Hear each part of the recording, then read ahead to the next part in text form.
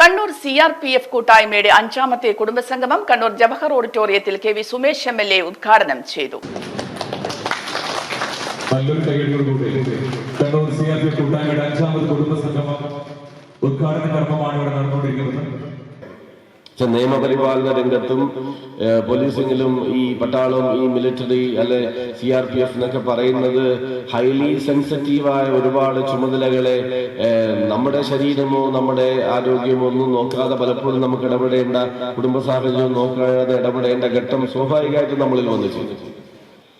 സാധാരണ ഒരു കുടുംബം അനുഭവിക്കുന്ന എല്ലാ സുഖ സൗകര്യങ്ങളോ അല്ല സാഹചര്യങ്ങളിലൂടെയോ അഭിമുഖീകരിച്ചു പോവാൻ കഴിയണമെന്നില്ല. പലപ്പോഴും ആഗ്രഹമില്ലാത്തത് കൊണ്ടായിരിക്കില്ല.